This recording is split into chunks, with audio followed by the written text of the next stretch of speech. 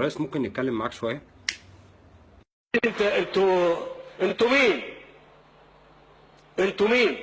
احنا يا ريس المصريين، احنا المطحونين، احنا المفشوخين، احنا اللي كنا بنحب بلدنا وبسببك بقينا نسب لها الدين.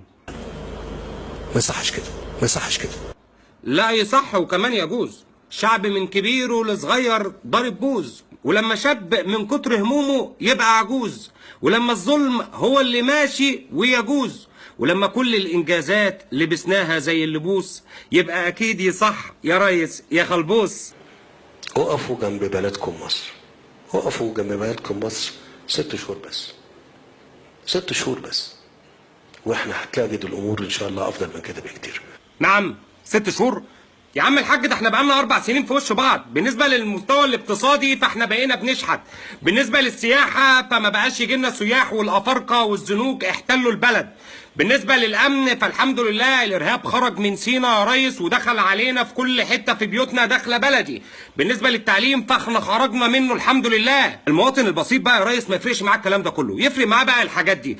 البيض كان بيجيب ال4 بيضات بجنيه، النهارده البيضه الواحده عامله 2 جنيه.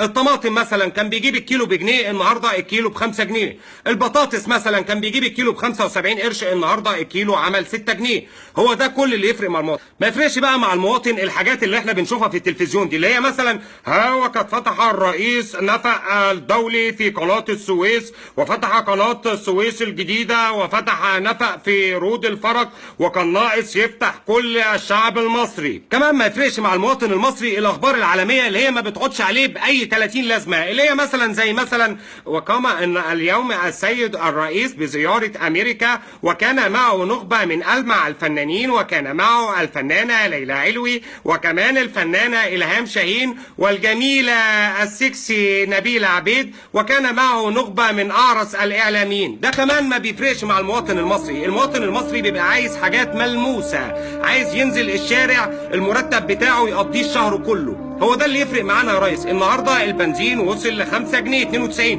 مع انه كان من 3-4 سنين كان ب90 قرش. خلي بالك عشان الحاكم العادل بيبقى مسؤول عن كل فرد في الدولة، فاحنا مسؤولين منك. فانت لو معرفتش تدينا حقنا هناخده منك يوم القيامة. نتقابل عن قريب يا ريس.